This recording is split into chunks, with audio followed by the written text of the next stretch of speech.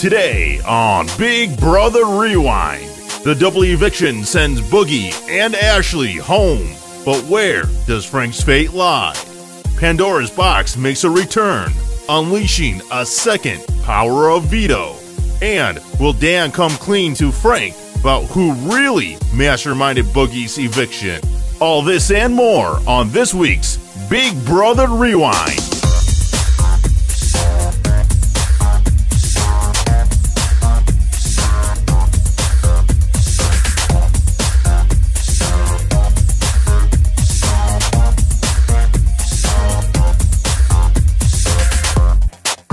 Everybody, welcome to another Big Brother Rewind. I'm Andrew Zarian, and today it's a different lineup.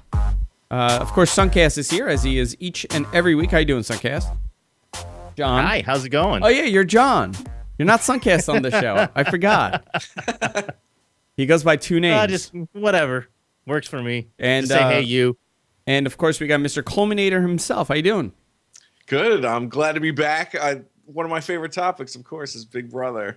You can follow Combs at Culminator, right, on Twitter. Culmination. Look at that. Get it right. Come on. I know. I'm sorry, man. And, of course, you can follow John on Twitter at Suncast, and I'm Andrew Zarian on Twitter. Jessica is stuck in the hurricane in Florida. Her flight has been... It's not a hurricane yet. It's not a hurricane yet, but she's stuck... It's still a tropical storm. Oh, I'm sorry, anchor meteorologist John. Is this the weather almanac show? Yeah. Thanks for the weather. Come on, I'm a weather nut here. She's actually stuck in West Palm Beach, and her flight's been delayed about 4 times, so she's probably landing about 10 o'clock tonight, 11 o'clock tonight. So we got a last-minute substitution, and who better than Mr. Culmination? Why don't I'd rather watch the feeds instead of doing work. I know. You're a Big Brother fan. Now, this was a very good week. And after last week's show, John was saying how he wasn't really happy with it. No, I wasn't. And I really thought they would redeem themselves. I knew during the double eviction, which they always seem to redeem themselves. Last year, they redeemed themselves with the clown shoe of death, where Jeff couldn't find his clown shoe. And a very similar thing possibly happened this week. But why don't we run down, why doesn't, John, do you want to run down some of the things that happened throughout the week leading up to the double eviction and the double eviction itself? I don't even remember most of last week because it was so boring until Thursday night. So go into it. But the main gist of it was that there was the Quack Pack, which was 5 people, Dan, Danielle, I think, Shane, Brittany, and Ian. But that broke up really quickly. Yeah. And they had conspired with the help of Ian to get Boogie out of the house. And so that was the whole lead up. I forget who was HOH that week. Was it Shane? Shane. I think it was Shane. Shane, yeah. Shane, that was HOH. And he put up Frank and somebody else. And, of course, Boogie went home. And that set up the whole night for double eviction. Double eviction. Now, Josh, were you surprised at what led up to the double eviction day? I would have... Some of them knew. I think Ian knew it was going to be a double eviction, and he really kept it to himself. If it was a double eviction, I would not have shaked anything up prior to a double eviction. Oh, yeah. You want to really stay low, like right under that radar. But, I mean, I have to agree with what Suncast is saying. It's like almost like that reset really changed the game so much where we basically watched a couple weeks that didn't even matter. And then it was basically that slow start because basically everyone in there is totally just flustered from what happened. And then finally now this double eviction comes and it really does shake up that game. And you're finally like, okay, this is the time to start watching. It was brilliantly set up. Yes. I mean, Ian was just the man when it came to that. He did it all. I don't know. You know what? Ian made a big move. And I think that move came out of nowhere. I honestly thought when he got that second HOH, the HOH for the double eviction. Right. I did not expect him to make a big move. Really? I really didn't. I really thought he would put up 2 floors because he didn't want to shake it up. Because you got to also remember, if you screw up this double eviction, people are going to come after you next because it's such a hectic... That was very interesting because neither one of you, I don't think, watched what happened last night, and they actually explained this a little bit, or Ian explained this His whole idea was that he wanted to throw that competition. He didn't want to win it whatsoever. The HOH. But he, Really? yeah, the HOH competition. He didn't want to be in that double eviction spot. But So that's he like did that not was like plan for his that. game. That's the thing, though. It was the before after. Yeah, he Right. knew. I mean, it was down to him and Brittany, right? He him knows and the game. Danielle. No, it was Him him, Danielle. yeah. Yeah. And during it all, Ian said that after he said that he didn't want to win it, he kind of felt pressured by the others in the Quack Pack to put up Frank and Ashley. Like, he did not want to put up Frank. He wanted to backdoor Frank. Because he That's knows that that's the only way you're going to get Frank out. Is to So backdoor why him. did he put up Frank? That's what I don't understand. Like, you know that this is not going to work. Yeah. That the only way it's going to work is if you backdoor Frank. Yet, he put up Frank anyway. And we did have a clown shoe incident because Shane lost the clover, Yeah. which I found that to be hysterical. Now, Because do you he's guys have a supposed problem with that event altogether? I have such a problem with it. With what? Because that whole event is basically we have no idea as the audience where they put the pieces. Are they in the same place for each contestant? Like, they could make it so Frank has both of them sitting right there, and because they want him to win. Yeah, this you're is not right. a conspiracy. But Yeah, that's very interesting. Now, they could have done that. They could just because place if you it. think about it with Jeff, Jeff could have won that, but because he did that whole thing where he was throwing the balls in the air, that clown shoe went over the top, but he had it. I And was Frank curious. was in the same lane. Yeah, Frank was in the same lane, which is very interesting. I don't know what to make of it. I don't want to start this season. We were talking about it before we went on the air. I feel like production has manipulated this season more than ever, and every year I feel that it's more and more. From Big Brother 8 on, I feel like production starts screwing around a little more and a little more. But the last couple of years, since 11, it's been a little obvious. Well, I But think it it almost has to seems do like they're with- in the tank for Frank. Yeah. Yeah, totally. But like I remember when what is her name? Allison Grodner, I believe. She took over it that year with the Evil Dick, I believe. Yeah, and that's if you notice it starting from then till now, a lot of it is they do the similar things. But before that it was totally different. And Yeah. maybe now we just notice it because we watch it year after year. yeah, maybe we're noticing it a lot more now, but I don't know. I feel like it's kind of put in place for Frank to win. Like last year, I felt like Rachel was supposed to win, Right. Yeah. and she did. And now I think Frank is that guy. I think they really want to give it to Frank. I don't know why. Maybe because his father's famous. I don't know. That's a good point. I mean, I like him.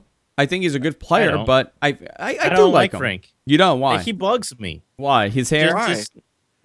Just his whole attitude, and because neither one of you watched what happened on Sunday night, you're missing a lot of what's going on. So go ahead. Go ahead, tell us. Because Frank was pissed at Ian because No, I saw that part. I saw what yeah. happened. yeah, but you didn't see all of it because once Ian was the HOH, and in between, they're having conversations. And at one point, Frank basically grabs Ian and drags him into the arcade room I and saw has that. a conversation. And that was very surprising, just how aggressive Frank was with Ian. I'm like, that's not cool. Well, today they were referring to something that Dan said during the competition. Did they show that on this episode? Which competition is this? Or maybe I'm behind. Well, or ahead. Dan was losing his mind during the veto, the golden power of veto competition that they had in the Pandora's backyard box. when Pandora's Right. box opened. Right, that's what I'm talking about. Did Yeah. he say something like, I'm going to rat you out or Yeah. careful? Yeah, Yeah, yeah, he said that. yeah, he lost his mind actually. Because Wow. Ian was going to try and wait and see if the next person would fail at it because he was trying to time it correctly so that when he went for it, he would actually get it. You know what? I don't understand why none of them did this. Why didn't they get 2 coins so they could go and do it? Because Brittany could have won that competition if she got another coin, because she could have just put in another, coin and just grabbed it and put it in there. Nobody did that method. I was very surprised at that. I was very surprised. So let's just run down the list. So Ian gets HOH. The second HOH puts Frank and who was the second person, John? Frank Ashley. and Ashley. Ashley. Yes, Frank and Ashley. Frank wins the veto. no surprise, takes himself off, and here goes Joe. Ashley goes home. And I think she was really blindsided by all this. I don't think she thought she would go home. No way. Yeah, I really didn't think. And you know what's sick? I honestly thought in her head, she probably thought Frank would use the veto on her. Wow. Right. I don't know why. Just I got. But you know the reason why she went on the block is because they all got into a fight prior to that eviction. There was a lot of words exchanged, and I don't understand that. Just shut your mouth. Just sit down. You know it's leading up to a double eviction any week now. Right. Just well, hang then you tight. gotta love Joe's "Save Me" speech that he gave. Yeah, that was yeah. completely Yeah, that was so silent, good. Mimed. Yeah, that was pretty good. That was actually ridiculous. That wasn't bad. So now we had the double eviction. Frank won the veto. Frank wins. Now it's time for the HOH comp. Frank wins HOH. So crazy. Now, Coleman, let me ask you, what are your thoughts on this HOH competition? What do you think of it? Wait, remind me what he had to do again? This was the one where they had to pull the strings to pull the ball up between these holes. Oh, and the get it thing to they the top. practiced. yeah. Yeah. Right. Okay. I mean, I don't really think it's skill. Do you think that it's a skill competition? I think it was utter crap, Why do you? quite frankly. Who do you think this competition was set for? I think it was set for Ian, because if you Yeah. watched any of the practice, Ian was the best at it. But then again, Frank could have been playing it down as well. But the fact that the way they set this up was just very bizarre and very boring and just drawn out and absolutely useless. Like, it was so uninteresting that I didn't even want to watch it. Yeah, I thought they were going to do more with almost like, you know, those mazes that you use, because they have one in the arcade room. What are they? I don't know the exact name, where the marble goes through and you have to get it. Oh yeah, past. yeah. Yeah, so I thought it was going to be more like you have to go up, then down, then over to get to a specific spot. But it was really just like what they were practicing of just like bringing the ball up. Well, talking about competitions that people are supposed to win. Do you remember the one couple weeks ago with the tubes and with the little robot with little Zingbot? Oh, Zingbot, yeah. Zing baby. That was set for Ian.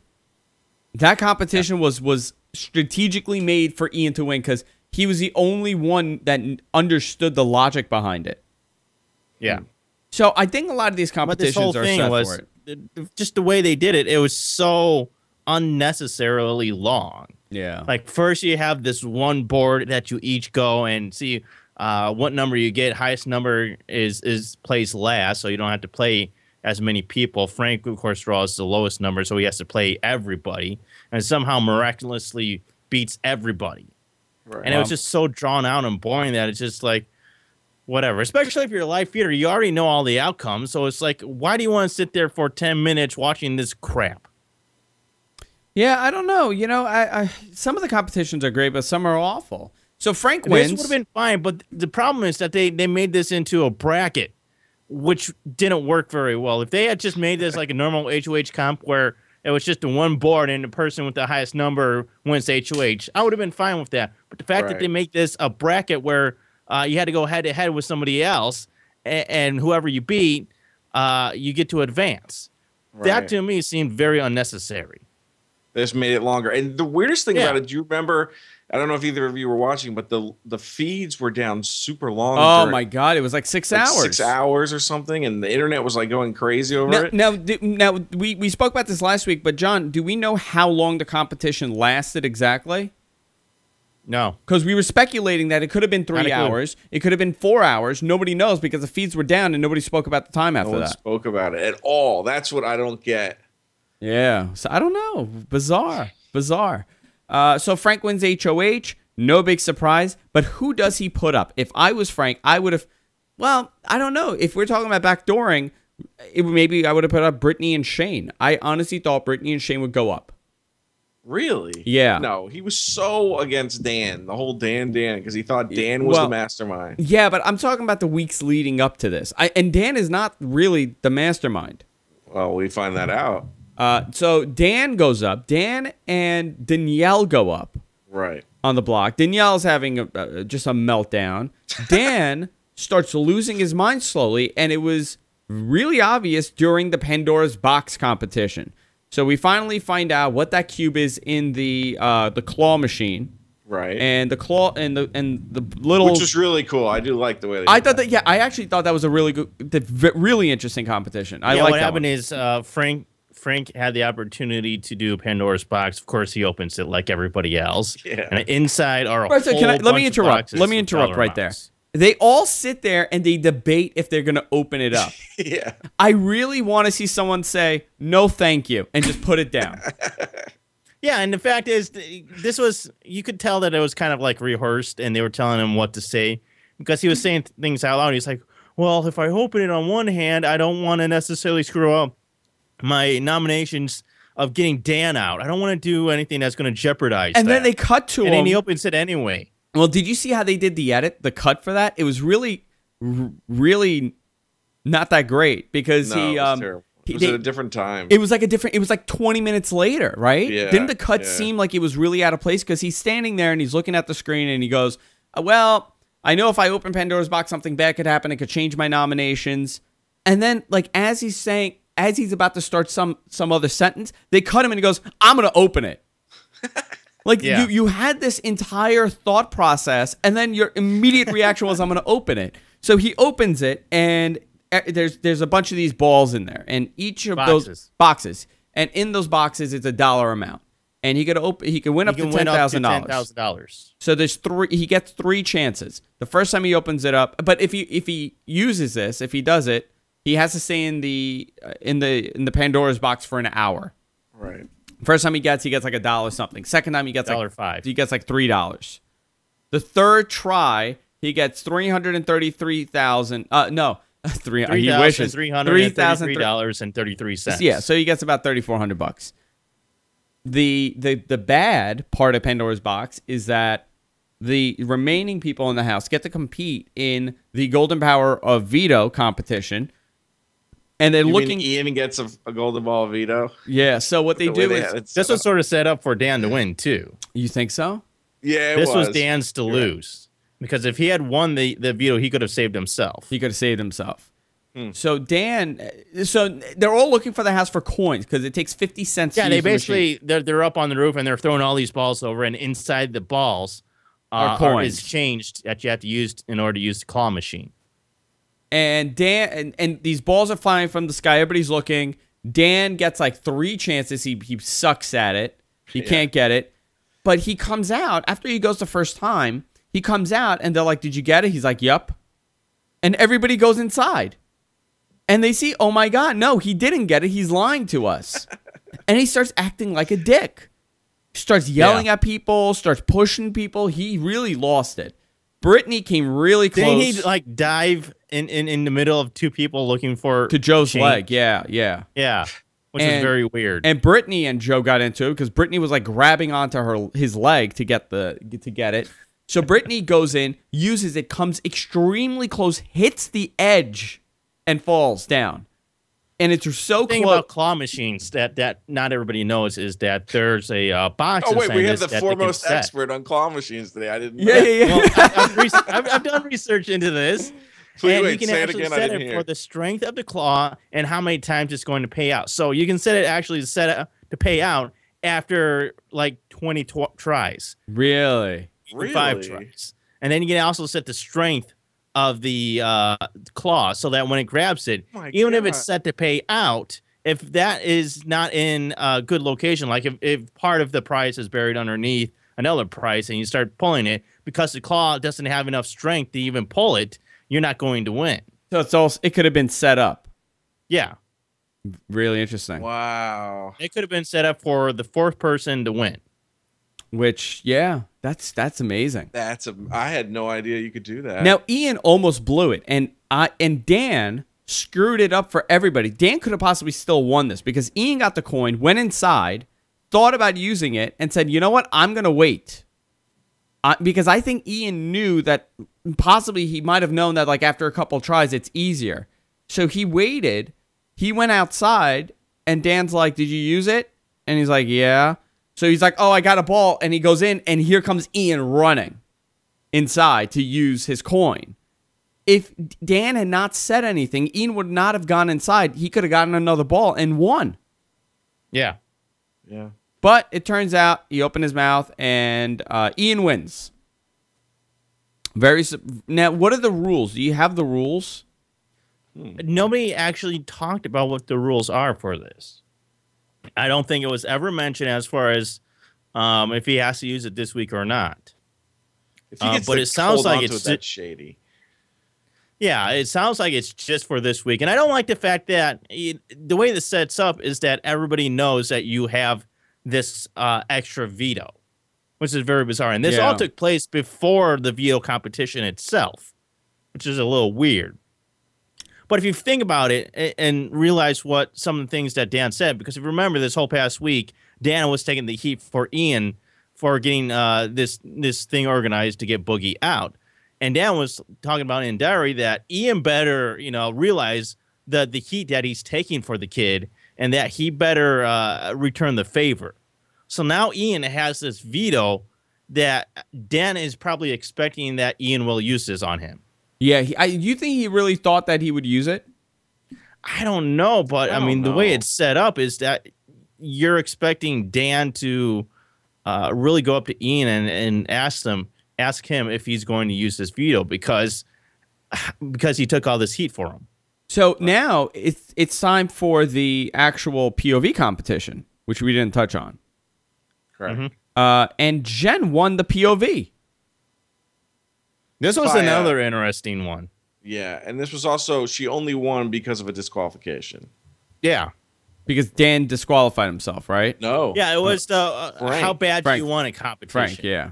Right. Yeah, we see every year. What will you actually do for the power of veto to actually win?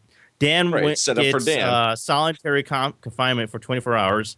And in the room, it's this disco room complete with rave lights and a portable toilet and music that randomly plays. Yeah. Terrible. Danielle and Brittany had to be chained together.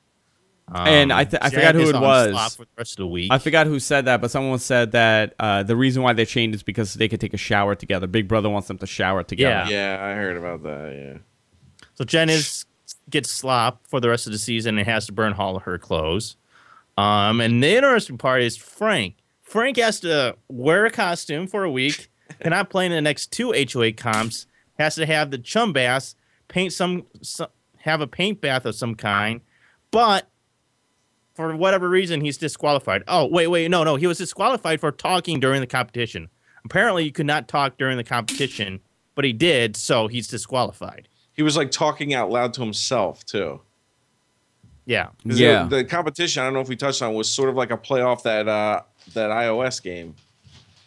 Which game? Where you draw something. Is Oh, that draw something. Yeah. Yeah, it's sort of like based off that. So now, should we go into Dan's meltdown? And I mean, I guess. I mean, see, I kind of have an issue with this though, with Frank's not being able to get HOH for 2 weeks, because if you think about it, he's already HOH. He can't already compete next week for the HOH. So it's only 1 week. So in a way, it's only 1 week extra.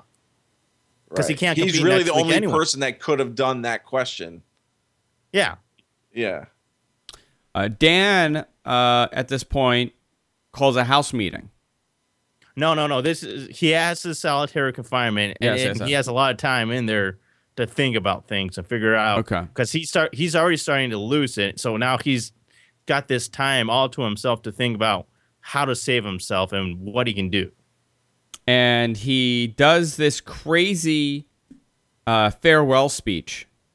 And he turns, Which is even like literally an hour after he's released from solitary. Yeah. And what was that? Right. They have like this dinner, right? They're all sitting around dinner, and then all of a sudden he goes, "Hey, if everyone has some time, like after dinner, I want to get everyone around and have a house meeting." So then he like finishes real These fast. are spoilers, by the way. So if anybody doesn't want to know about this stuff, you don't listen for the next, half hour. Yeah. Thank you for Okay. that. So this is a really huge spoiler. So then he goes all the way to the back room, and he's in there and he's like pacing back and forth. And you can hear him like whispering like Shane, and then he says everyone's name and he starts saying stuff. He's practicing. Then Frank knocks on the door and is like, "Hey, what's going on?" And Like, and he's like, oh, I just want to talk to people, blah, blah, blah. He goes, and he says something like, you'll be aware of some things or something. Yeah. So he leaves and he comes out and gives this speech where he goes through, like, he says it's the funeral of Dan the player. And he then goes and picks out each different competitor and says their name and says, like, starts saying some nice things, or almost like in a way like he's basically saying, this is what I thought of you when I first met you and now what I've gotten out of our relationship. And then he gets to Danielle and basically says, you are dead to me. Yeah, you're dead to me You're in this dead game. to me in this game. Very interesting wording. And doesn't say what it's for. Doesn't say, he just says, you know what it is or something like that. He was being really vague. And she starts crying. An hour later, Dan pulls her aside and says... She's not just crying, she's sobbing. Yeah, I mean, she's like... shaking, physically shaking. Dan pulls her aside an hour later and says, hey, by the way, this is not real. It was a hoax. Yeah. But for what reason? To save her? And everybody's pissed off at Dan because of this. But is he saving her, or is he pulling an evil dick and he's going back strategically and saying, okay, I'm going to piss everybody off, and they're going to think she knows something, so they're going to evict her and not me? Yeah. I mean, that's an interesting thought, too. But before he goes to tell her, I mean, you mentioned this, is that he goes to Frank, who we just mentioned is doing all these crazy things. This is where I have another problem. He's doing all these crazy things, the carrot costume, the chum bat, all that, to get Dan out of this game. Dan. They have a meeting. Dan tells him, no, it wasn't me. It's Ian's the mastermind. And all of a sudden, he's like, okay, I'm ready to work with you. He spills everything. Yeah, he spills the tells Silent all Six, the the Quack alliances. Pack. Everything is out. Everything's out. Yeah. And Now- he says you can use this information as little or as much as you want. So now it's POV time. The POV By the way, meeting. this is all before the POV ceremony. Yeah. So we already know Ian has the golden power of veto. Jen has the other veto. Jen has the other veto. Dan lost his mind, and he possibly could have saved himself at this point in the house leading up to this. This was his suicide. It was his, big meltdown, and I don't, was it strategic to keep himself in the house? I think so. I think this was the greatest thing ever, and we've seen people like Evil Dick do this, and it's kept him in the house. Right. But you would almost think that by doing this, he makes himself out to be the bad person, and that they would want to get him out. And it was weird. But in a way, it's like reverse psychological crap or whatever, And now everybody wants to keep him. Now it's POV meeting. And now, does Ian use his, or does Jen use hers? Now, that's the thing. save? But you know what's interesting? They asked Ian first. Yeah, they had like some weird setup. They had asked Ian first if he's going to use it, and Ian does not use his veto. They go to Jen, and Jen uses her veto to take Dan off the block. So crazy. Isn't that nuts? It's so Do you crazy. understand why Jen even did this? I don't I don't know understand. everything, but apparently Dan and Jen had some sort of talk where they came into agreement that she was going to save him. I mean, I but don't understand I what don't get what the talk her was motivation about. is. So you don't know anything about that. No, the only thing I know is that late last night, after Dan went to bed, she went upstairs to the HOH room and had a long conversation with Frank. I don't know what Frank said. I have not gone to the flashback. I usually go back when I read the Twitter and see what things happen. I didn't go back, but it must have been this thing where he convinced her, hey, this is a great idea for our game. Because now the new sort of like secret alliance, but they don't want to call it anything, is Frank, Jen, Dan, and Danielle. yeah. Yeah, how crazy is that he in literally 24 hours goes from Frank wanting to get him out of the game to being in an Final alliance two. with him. He Yeah. basically less made than a final 24 two hours. deal. Yeah, they made a final 2 deal. You're absolutely right. Which is absolutely crazy. But let me now go to the replacement nominee. Yeah. Brittany is the replacement nominee.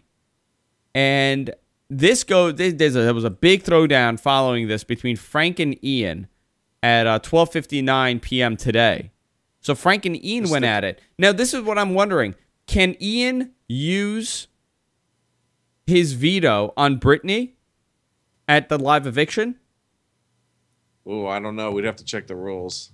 I don't know if there is a rule. I have absolutely no idea. And I don't see, know. this is really interesting because if you watch some of the stuff that happened Sunday night on the episode, Brittany and Ian basically made a deal with Frank before the HOH competition, the second HOH competition, that they would all be safe from each other. So if either Ian or Brittany won, they wouldn't nominate Frank. But if Frank won, he wouldn't nominate Brittany or Ian. But he did. Yep.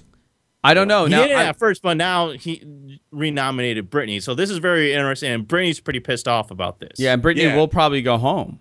Currently, if you should always watch the show live, but if you're not watching live right now, Brittany is walking around saying she's so angry Dan is the worst person ever. So she might be going around raging right now on the feeds. Yeah. I mean, Frank's whole thing behind this is that he needed to put her up because this is Ian's closest ally, and they know Ian is the mastermind, and they need to get her out so he can better work with Shane because she'll be gone, and Ian won't have anyone, and Danielle will be with Dan. That's the whole thing. That's the whole thing, the thought process behind it. But can Ian use it? That's what I'm wondering. What are the rules for this veto? It would be amazing if he did. And he has to pull it out at the last minute and be like. So then I guess who would go up? It would be Shane. It would be Shane. Joe. It would probably be Shane or Joe. Wow. Probably Shane. Yeah, probably Shane. I mean, that's like a triple backdoor. It's like a double backdoor you just pulled off. I'm just amazed how well Shane's done in this game with a guy who he says constantly on the feeds that he never has seen a complete season all the way through. It's amazing. Maybe that's the key. Well, maybe you don't have to watch it. I mean, Danielle's not a fan of the product either. Yeah. Danielle's not a fan. She's been protected. She has. Yeah. I mean, but they made her out to be, the Jordan of the season. But she's like the psycho Jordan. Well, she's Jordan and Rachel in one person. I think that's what it is. She's a maniac. She's a raging lunatic. So what happens to Brittany? Do you think where are the votes going to go? Well, Joe supposedly says he told Frank he's going to vote wherever he wants it. But Joe also has like a secret thing with Brittany. So his vote, I could not tell you how he's going to vote. I mean, let me go down the list here. Is so much has changed in the last 24 hours that I have absolutely no idea where people are anymore. Because when they left it off last night with the double eviction and the nominations, the entire house was still against Frank. Nobody liked Frank. They wanted Frank out still. Now it's completely different in the last 24 hours. And it's not even Wednesday night yet. Oh my God. It's going to come down to one vote. If we look at this, Dan is going to vote for Danielle. Yeah. Who does Jen vote for? Jen's she's on board with the plan. So she's going to vote out Brittany. So yeah, Brittany's gone. This was like the greatest thing that could ever happen to Frank. Yes. Because this was a big win-win for Frank.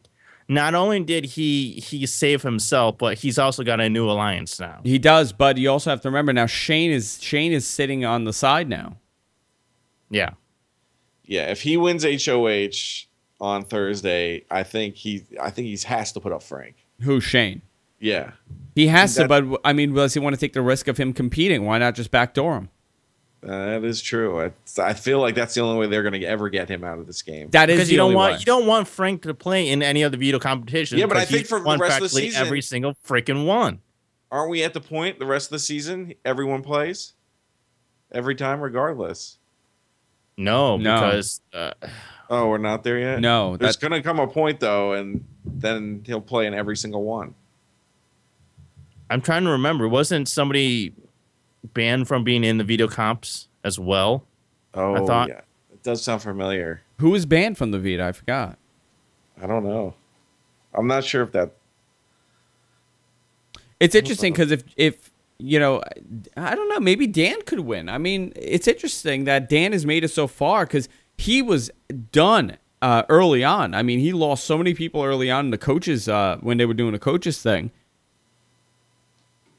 Well, Dan made a great comment this morning. He was basically talking to the camera. He got up real early and was talking to the camera, and he said he understands now how when prisoners go and can come up with their greatest master plans when they're in prison, because all you can do is think.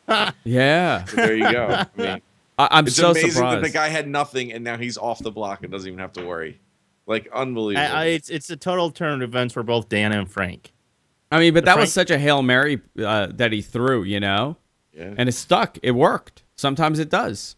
But Danielle, the other thing is when he went to go tell Danielle, she was like physically shaken. She told him, "You broke my heart," and yet then he just says, "Oh, that was just a hoax," and then it's like it's done with. It's like, Yeah, 20 oh, minutes later, okay. she's all smiles again. Yeah, like he's messing with someone's emotions. Like that is not a good person to be aligned But with. she's so vulnerable and so Ugh. gullible. Like, you could do anything to her and she would still love you.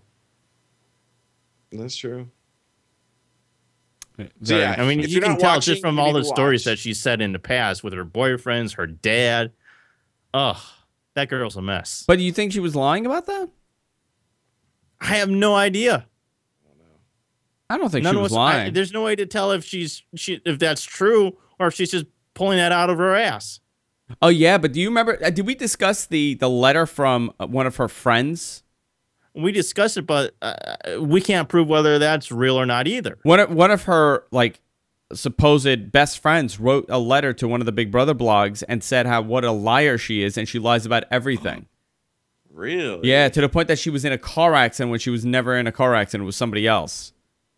Oh my god. She's apparently a So compulsive she's liar. dangerous. Maybe they've really assembled this cast that's like, maybe Shane isn't that big, tall Captain America looking guy, and he's like a mastermind rocket scientist. Yeah, who knows? Because I'm telling you, everyone needs to go and watch 12:59 p.m. Pacific time today on the feed flashback. Watch the fight between Ian and Frank. I'm sure they're going to show it on Wednesday's show too. When he was in that fight, this was not the same person I had been watching. It's almost like everything I've seen has been an act. From He's who? so like From Ian? from Ian. He's like so well composed. He doesn't have any nerves. He points out his points in the argument like so well, and it's just like I can't believe that this is the same person. And That's I don't know, interesting maybe some because of during it's the double eviction, he was a complete wreck and completely nervous. right. It's almost like I don't know. It was really everyone needs to watch it and tell me what you think. Let us know. Yeah, yeah. So, where do you think is going to happen this week, John? Oh, who knows? I Do you mean, think look at what's happened in the last 24 hours. We still have all the way to Thursday to go. Anything could happen at this point. I mean, anything. There's so much time where the deals that you've made now could still change. This is the stuff that you would normally see Wednesday night happen in the house, but now are happening Sunday and Monday. So you still have all the rest of today, Tuesday, and Wednesday to change your mind and make new deals. Do you think they're going to try to? I don't know what Brittany could do to save herself at this point. She's got to come up with a plan. I mean, that's her only. She just found out about this, so she's going to start thinking about what she can do. She's going to gather as many people as she can to get her votes. But I think it is possible for her to still stay too. I think, like Suncast says, it's early enough in the week that anything can happen now. I don't. Yeah. If this had happened Tuesday or Wednesday, it wouldn't look good for her. But At this point, anything could happen. Expect the unexpected. Yeah. There you go. That's about it, guys. I think we ran through everything that happened this week on Big Brother. Josh, give yourself a plug. Where can people check you out? I know T4show.com.